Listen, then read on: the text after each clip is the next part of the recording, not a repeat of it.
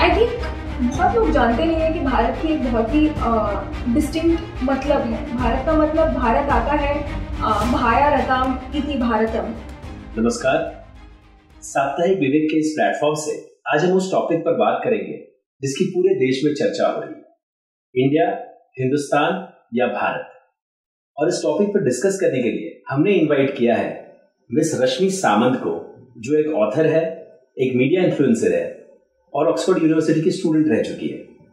तो रश्मि जी, आपका स्वागत है। नमस्ते। तो रश्मि जी, मेरा पहला प्रश्न ये है कि हाल ही में जो G20 समिट हुई, वहां हमने देखा कि for the first time India was represented, our country was represented as Bharat, with the honorable prime minister sitting on the chair over there. So what do you think about this? I mean, what kind of an initiative is this?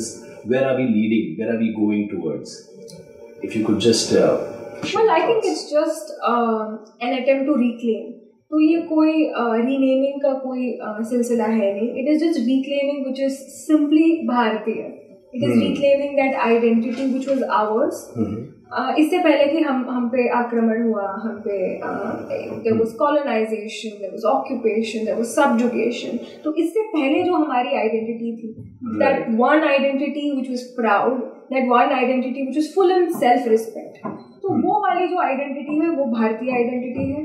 And जब हम G20 host कर रहे हैं, the fact that जो name card Bharat लिखा था वो इस बात का प्रतीक है कि हम अपनी सेल्फ रिस्पेक्ट और सेल्फ आइडेंटिटी को रिक्लेम आज कर रहे हैं. द होल डिफरेंस बिटवीन जब पहले नेहरू जी के टाइम पे जब फॉरेन डेलीगेट्स आते थे तो एक फोटो है जहाँ पे वे फॉरेन डेलीगेट्स को स्नेक चार्मर्स दिखाते थे.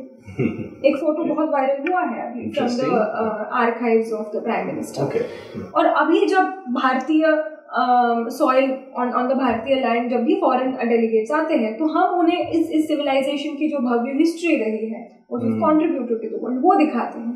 तो वो इंडिया और भारत का जो सफर है वो इसको दर्शाता है कि हम इंडिया से from owning up to the stereotypes of the world कि हम स्नेक चार्मर्स हैं, जबकि हमें स्नेक चार्मर बताया जाता था तो हम बस उसको एक्सेप्ट करके उनको लिटरली स्नेक चार्मर्स दिखाते थे. टू नाउ जबकि हम अपनी आइडेंटिटी को अटेस्ट कर रहे हैं, हम बता रहे हैं कि हम कौन हैं. तो I think India to Bharat is that journey. And it's a strong statement. It's a strong statement. It is. True, it is. True. From the land of snake charmers to charming the world. Yes. If you may say so. Yeah. So, but I mean, I genuinely feel that it's a unique distinction which our country has. Means ऐसी कौन सी country है जिसके 3 नाम है और जो operate भी होते हैं. Means हम भारत भी बोल देते हैं, हम इंडिया भी बोल देते हैं, हम हिंदुस्तान भी बोलते हैं. तो would you be aware about any country which has couple of names या फिर ज़्यादा नाम है, या सिर्फ India has got that novelty? Well, Germany में जर्मन्स अपने आप को डॉइच कहते हैं, द लैंड इज डॉइचलैंड. तो उनका भी अपना एक आइडेंटिटी है, अपनी ये है. उसको अंग्रेजी में, आंग्ल भाषा में जर्मनी कहा जाता है. तो I think it is very natural. हमें क्योंकि इस बात को दुनिया भर में अटेस्ट नहीं किया जाता है, may be that information is kept from us. तो नैरेटिव ये बन जाती है कि हम ही हैं जो मतलब 3 नामों में कंफ्यूज्ड है, जबकि हर एक देश का अपना एक ये रहा है, आइडेंटिटी रहा है जिससे वो खुद को संबोधित करते हैं, ना कि बाकी के दिए हुए नामों से. एंड अगर आप देखोगे इंडिया, हिंदुस्तान और भारत की जो पूरी डिबेट चल रही है, तो इसमें से 2 ऐसे नाम हैं जो ज्योग्राफी की वजह से आए हैं. सिंधु तट पे, या सिंधु से जो सराउंडेड है, इसको ओशन को भी तो सिंधु कहा जाता है. तो Sindhu on all ends, Sindhu नदी जिसे हम कहते हैं. जो Sindhu in, if you see in Hindi Sanskrit grammar भी देयर इज इंस्टेंसेस वेयर जहां हम वर्ड्स को क्या कहते हैं, फ्लिप करके स और ह कारा को फ्लिप करके यूज करते हैं. तो सिंधु हिंदू भी बन सकता है उसमें. So there are many examples within the Sanskrit व्याकरण भी जहाँ पे the interchangeability is seen. And अगर आप एंशिएंट टेक्स्ट देखोगे तो the Japanese people they called us the हिंटू पीपल. तो हिंतो, शिंटो, हिंटो, तो वो था वहाँ पे. So that interchangeability, that thing has remained, but it has largely been a geographical क्या कहते हैं आइडेंटिटी कि ये एक सिंधु नदी या सिंधु तट पे जो है सिविलाइजेशन, ये वो लोग हैं. बट आई थिंक बहुत लोग जानते नहीं है कि भारत की एक बहुत ही डिस्टिंक्ट मतलब है। भारत का मतलब, भारत आता है भाया रताम इति भारतम। Wow. तो इससे आता है। Could you repeat that for the audience? That's so beautiful. Will do. तो आता है भारत आता है भाया रताम इति भारतम। तो इसका मतलब ये है भाया, the one who seeks light is a भारतीय। तो लाइट इस कॉन्टेक्स्ट में विजडम भी होता है, पर्सनल एनलाइटनमेंट भी होती है। तो इसका एक इतना सुंदर मतलब है। बिल्कुल। तो ये भारत का एक असली मतलब है। और हम तो जानते हैं ना, भारतीय लोगों का पद्धति रहा है कि हम अपने नाम को किसी मतलब से जोड़ते हैं। हम किसी को भी किसी वर्ड से बस पुकारने के लिए, it is not something that you use as a part of language, it is something that has meaning. अभी रश्मि मेरा नाम, इसका भी मतलब है, इसका मतलब है सूर्य की पहली किरण। तो उसका एक बहुत ही डिस्टिंक्टिव मतलब है जिससे मुझे बुलाया जाता है। तो संस्कृत, भारतीय अगर संप्रदाय को अगर आप देखोगे तो हर चीज का एक मतलब है। हम किसी भी चीज को बस उसके लिए नहीं बुलाते हैं, हम किसी का नाम इसलिए नहीं रखते हैं। शायद कुछ लोग करते हैं ऐसे, अपने फेवरेट एक्टर्स या एक्ट्रेसेस पे रखते हैं अपने बच्चों का नाम, बट प्रिविलेज जो कल्चर है भारत में वो शब्द की व्याख्या पे होती है कि इस शब्द का मतलब क्या है। आप जब भी एक बहुत ही अनोखा नाम सुनोगे तो उस बच्चे से आप पूछोगे कि इसका मतलब क्या है बेटा। तो क्योंकि यहाँ पे शब्द की व्याख्या पे ज्यादा ये क्या कहते हैं, हम जोर देते हैं। तो भारत का इतना जब प्रचंड एक तरह से एक मीनिंग है, एक मतलब है, इतना सुंदर ये है, तो हम अपने आप को किसी ज्योग्राफिकल इससे क्यों बांधे, क्यों हम अपने आप को एक ज्योग्राफिकल इससे बांधे। ठीक है, ज्योग्राफी से भी अगर हम बांध ले अपने आप को, हम एक ऐसे शब्द से क्यों बांधे जो हमारे जो कॉलोनाइजर्स थे उन्होंने हमें दिया। So if you want to give a reference of what the colonizer आप जैसे बोल रहे हैं, means of course the audience would be aware that बहुत सारे invasions हुए इंडिया में। तो are you taking us towards there that invasions हुए तो कहाँ से शुरू हुआ?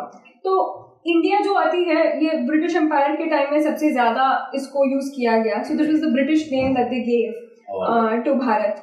एंड हम क्यों एक ऐसे नाम के साथ रहे जो हमारा अपना नहीं है, which is an appropriated version of something. तो कई टेक्स्ट हैं जो बताते हैं कि सिंधु को उन्होंने अप्रोप्रिएट करके इंडिया ऐसे बनाया, इंडस बना के सिंधु को इंडस बनाया, इंडस को अप्रोप्रिएट करके इंडिया बनाया।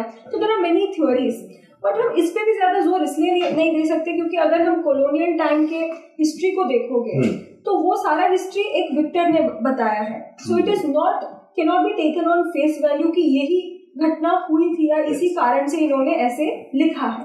तो बहुत ज्यादा हमारा जो हिस्ट्री है ना, it is MARD with such क्या कहते हैं डिलेमास, जहाँ पे हमें खुद नहीं पता कि ऐसा हुआ था या किसी जो लिख रहा है हमारे हिस्ट्री को उन्होंने डिलिबरेटली क्रिएटिंग हिस्ट्री और is it really actually happened. तो ऐसी चीजें होती हैं। तो हमें लगता है कि, मुझे लगता है पर्सनली कि हमें अपने वेद शास्त्र, अपने जो भाषा की पद्धति है उस पर हमें जोर देना चाहिए, उस ट्रू भारतीय स्पिरिट में जाना चाहिए कि हम नाम के साथ क्या जोड़ते हैं। नाम के साथ मतलब होना बहुत जरूरी है। और यहाँ पे इतना जब सुंदर एक मतलब है एसोसिएटेड भारत के साथ, तो हमें इसे अपनाना चाहिए। और बहुत ही वर्ड्स हैं मुझे लगता है जिनको यूज कंटेम्परेरीली किया होगा, जिनके मतलब भी होंगे, बट अभी हमें अपने व्यवस्थाओं को भी तो देखना पड़ेगा ना। अभी जो कॉन्स्टिट्यूशन हमें गारंटी करती है उसमें वो बस कहता है कि India that is Bharat can be used interchangeably. To think of it, हम सिर्फ इंडिया कहते थे, भारत कहते नहीं। So we picked of the two options we had, the option which was given to us by our own colonizers. तो हमारी जो slave mentality है वो कहाँ है अब? तो वो it creates that whole backlog कि हमारी मानसिकता पे ही एक तरह से प्रश्न उठा देती है। So we do have a colonial hangover, we can say somewhere. कह सकते हैं somewhere नहीं, it is in many places. अभी हमारा जो शिक्षण व्यवस्था है यही तो हमें मकाउले की देन है, and it was created in a way to create intellectuals who are slaves to the former British to work for the administration of the British. उन्होंने हमें अंग्रेजी इसलिए सिखाया ताकि हम उनका काम करें, बेसिकली बीपीओ में काम करें, ये करें वो करें, इसलिए नहीं क्योंकि वो हमारा उद्धार करना चाहते थे। So it is that kind of an entire mentality that it reflects. Right, and so the way you highlighted that, Hindustan or India is more of a geographical identity. So can we take the liberty and say कि भारत एक सोच है and not just limited to the geography per se, but Bharat can be, Bharat एक culture है अपने आप में, भारत एक भारत एक सोच है, एक अनोखी सोच है, एक अनोखी सोच है, एक इमोशन है, एक बहुत ही अनोखी सोच है जिन्होंने इस दुनिया को बहुत कुछ दिया है in terms of science, in terms of discoveries, without any conditions applied. And it is always shared with the world. And Bharat captures that essence. The one who seeks light is Bharatiya. And that's what we've all been doing, I think, historically. Yes. And that unique quality which we have is we have never invaded any other territories, any countries. So that is it. We've never, yes, that truly embodies Bharat. Right. Okay. So, ma'am, there is a school of thought where people also have a feeling that यार ये नाम क्यों change कर रहे हैं, इससे क्या हासिल होने वाला है, इससे क्या मिलने वाला है, इससे थोड़ी कुछ प्रोग्रेस होने वाला है. तो जैसे आपको पता होगा कि औरंगाबाद का नाम अभी छत्रपति संभाजी नगर हो गया. सो अगेन लोगों के थॉट्स होते हैं कि यार मतलब क्या है ये सब चीज़ों का. तो आपको क्या लगता है कि ये जो नाम चेंज करते हैं हम लोग, तो इसका आगे जाके लॉन्ग रन में, शॉर्ट रन में, socially, culturally, what do you think, what is the impact it has on the nation, on the spirit of the nation? If you just share your thoughts. तो what's in the name ऐसे वो कहते हैं, but मुझे लगता है कि ये एक बहुत ही superficial argument है कि नाम बदलने से कुछ नहीं होता. मुझे लगता है कि हमारी जो भाषा है, व्याख्या है, ये सब it is created in a way to impact our deeper psychology. तो हम अपने आप को कैसे देखते हैं, तो इसीलिए तो बच्चों का नाम ऐसे पॉजिटिवली रखते हैं, ऐसे they associate it with something great, as a ray of sunshine, or something great. They name them after great conquerors, they name them after something great. ऐसे किसी का नाम भी किसी नेगेटिव चीज के साथ कनोटेट नहीं करते हैं, क्योंकि हमारी साइकोलॉजी जो है पॉजिटिव अफर्मेशन के साथ बढ़ती है, हमारी मानसिकता भी उसके हिसाब से बढ़ता है. अगर आपको मैं कोई भी आपको अगर गाली देगा तो आपको बुरा लगेगा ना. You won't say what are in these words. Correct. तो there is so much in every word. True.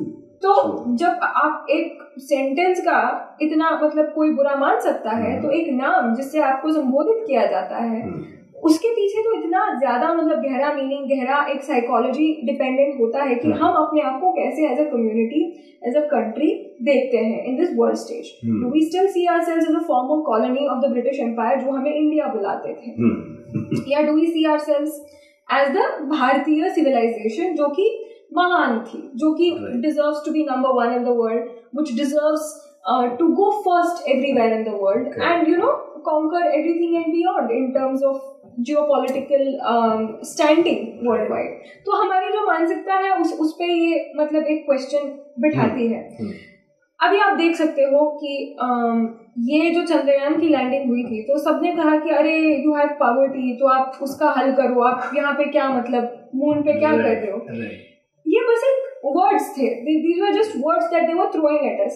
But अगर आप इसकी डीपर साइकोलॉजी को देखोगे, तो they don't want us to get on the moon first, because the moon mission is basically a race to colonize resources on the moon. तो अभी जो helium reserves है, billions of tons of helium reserves, जो भी वहां पहले जाएगा south pole of moon में, उस पे उनका हक होगा. तो helium is considered to be the future of energy. तो बाकी सब लोग भारत से खरीदते रह जाएंगे, तो वो हमारा उपहास उड़ाएंगे, क्योंकि वो डरते हैं इस बात से कि उन्हें जिंदगी पर हमें खर्चाना भरना पड़े. तो ये एक डीपर मानसिकता है, हमें क्रिपल करने का, हमें सब्जुगेट करने का, और हमें हमेशा पीछे रखने का, to be always dependent on something greater. So जब हम ये सोचते हैं कि अरे उन्होंने कहा, उनको छोड़ दो, उन्होंने हमें गाली दी, उनको छोड़ दो, पर उसके पीछे बहुत ही एक डीपर मीनिंग होती है, जिसकी बहुत लॉन्ग टर्म इम्पैक्ट रहती है एक सिविलाइजेशन पे. मुझे लगता है कि जो हमने एजुकेशन सिस्टम की जो हम प्रोडक्ट्स हैं, या फिर जो जिन नामों को हमने सुन के हम बड़े हुए हैं, कहीं ना कहीं हमें वो वेस्टर्न इन्फ्लुएंस आया है हम पे, कि वहां पे जो है वो महान है और हमारा जो है वो महान नहीं है. तो there is so much in the word, क्योंकि वो वर्ड्स हमें इतनी वैलिडेशन है उन वर्ड्स के हमारी व्याख्या में, क्योंकि हम उनका अनुसरण इतना करते हैं कि हम उसे एज सुपीरियर एक्सेप्ट कर लेते हैं, क्योंकि हमने उसे अपने शब्दों के साथ, अपनी व्याख्या के साथ रिप्लेस नहीं किया है. तो जब तक हम अपनी आइडेंटिटी, सेल्फ कॉन्फिडेंस को नहीं जताएंगे, तब तक वो एक लार्जर क्या कहते हैं, रिक्लेमेशन नहीं हो पाता है. So I do believe that there is so much in a word, there is so much in a sentence. शब्द, ये सब में बहुत कुछ छिपा होता है और ये हमारी मानसिकता को by the end of the day effect करता है. हमारी मानसिकता ही हमारा कल, जो फ्यूचर आने वाला कल है, उसे वो डिक्टेट करती है. एंड कल यानी we are saying maybe 50 years from now, maybe more than 100 years from now, so that's where the whole thought process would crystallize. For as long as humanity continues to exist on earth, तब तक इसका एक impact रहेगा. कब इसके आप tangible effects देखोगे, that is different. आपके हिसाब से क्या टेंजिबल इफेक्ट है ये भी अलग होता है. But the minute you change something, वहां से एक प्रोसेस शुरू हो जाती है जो अंत तक रहती है, till the end of humanity. So I think you need to look at that longer. Correct. So this is not a case of instant gratification. We are looking at generations to come and their mindset. Yes. Ma'am, thank you very much for sharing your thoughts on these topics, and I really hope that our viewers have a takeaway from here, and I'm looking forward to see you again on this platform and we can discuss on many other topics. So thank you very much for coming. Namaste, dhanyawad.